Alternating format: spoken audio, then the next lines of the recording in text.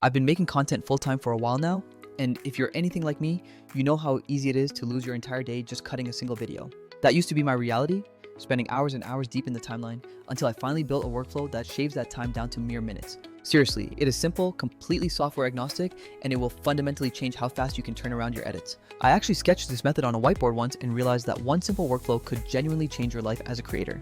Here is the idea, step by step, in the exact order I edit so I don't get bogged down in those tiny, endless decisions. You have to start with the A-roll and the basic cuts because that is the spine of the whole video. These are your core talking points, the narrative, and the shots where you are talking straight to the camera. Don't overthink it, just trim the fat, assemble the story, and get that sequence locked. Once that's done, go straight into B-roll because jumping from A-roll to B-roll keeps you focused on the structure. Skip the captions and fancy animations for now because the goal is to clear out the meat of the edit first. You really want the structure locked before you start making things look pretty. Why skip straight to B-roll? Because most of the time sync in editing comes from fiddly visual tweaks and building hooks. If you get your B-roll in place early, you can see where the visual accents will land without constantly moving clips around. This workflow is deliberately designed to minimize time-consuming animations, so the fewer complex animations you create, the faster you finish. When I adopted this method, videos that used to take me 2 to 3 hours dropped significantly to the 5 to 15 minute range. Yes, it's real, and I have been running this exact loop all day, every single day. After B-roll, I move into ideation, which isn't some formal brainstorming with mood boards, it is practical. You figure out where you want your zooms, your split-second transitions, and the types of micro animations that will live in the sequence. Think of this as mapping the rhythm of the video, asking yourself where we need emphasis and where we need a visual beat. Make those decisions early, so when you actually add animations, you aren't guessing. From ideation, we go into basic animations, the stuff that carries 80% of your visual language. I'm talking about subtle zooms, modest jump cuts polished with position tweaks, and clean, simple transitions. Don't spend the bulk of your time here doing the hook because the hook is the final boss and it will eat your time if you let it. Instead, focus on the motion language that will run throughout the entire video. Next is captions, which end up doing a lot of the heavy lifting visually. You can use captions strategically to cover many of the animation needs, so animate them where it really matters. Reserve big, custom caption animations for the moments that need to pop, and you'll see a huge difference. Doing captions before the hook actually makes the hook easier to design because the video already has a visual identity. Only after captions do I tackle the hook because I purposely leave it to the end since it's the most expensive chunk of time. If you try to perfect the hook first, it will derail everything else.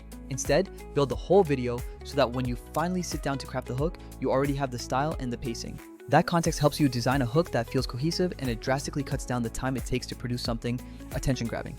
Final step is sound design and music, and you should always add SFX and music at the very end. The reason is simple. Sound is a reaction to what's on screen.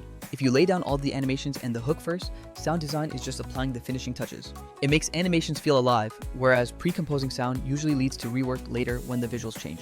Let me draw where all of this lives in a typical timeline so you can visualize it clearly. Imagine a sequence with stacked tracks, the main video track at the bottom, then B-roll layers above it. Then above that, you place your caption layers and adjustment layers for the motion or zooms. Sound effects sit on their own audio tracks below the video content. I like to keep captions above the B-roll, but below the adjustment layers, so captions display on top of clips. Concretely, think of it as track 1 for A-roll, track 2 for B-roll, track 3 for captions, and track 4 for adjustment layers. That layout keeps everything organized and lets you toggle whole sections on and off without hunting through the project. I usually mark ideation spots with a quick color-coded layer, so when I am ready to animate, I just use that marker. It is tiny, but it speeds things up mentally because you stop making decisions on the fly and just implement. Now, let's talk tools, because a workflow is only as fast as the tools you pair it with. Traditional editors and manual workflows are fine, but they can be slow, especially if you're trying to scale. That's where smart tools come in, like Vizard, which I use as a core part of this process. Vizard doesn't replace the creative choices, but it takes the grunt work off your plate. It can auto-edit long videos into viral-ready clips, giving you a stack of strong starting points. It even handles auto-scheduling clips, so you stop worrying about posting logistics and focus on the story. Some competitors force rigid templates or charge very high prices, but Vizard nails the balance between automation and control. It's less expensive, faster, and more integrated for creators who want to actually publish more, not just tinker more. For example, if I have a 1-hour interview, Vizard surfaces the punchiest moments worth turning into clips. Instead of me watching the whole hour and marking timestamps, the tool highlights potential hooks automatically. Then I bring those clips into my timeline, layer them with B-roll, add my simple animations, and finish with sound. What used to take me hours now starts as a set of candidate clips ready to edit.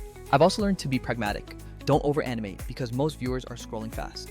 They need contrast, rhythm, and clarity more than flashy flourishes, so use captions to communicate quickly. If you want to do the hook fast, there are tricks. Reuse the motion language you've already established.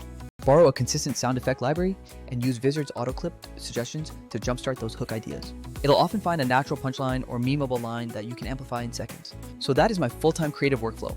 A-roll and cuts first, B-roll, ideation, basic animations, captions, hook, and then sound. Lay your tracks logically, use simple markers, and pick tools that remove repetitive work. If you do this consistently, you'll go from spending your day in the timeline to finishing videos in a fraction of the time. One last thing, if you want to see how I build hooks under 10 seconds, I made a walkthrough that shows the exact steps I use. Go check that out if you want a practical example, and I'll catch you in the next one.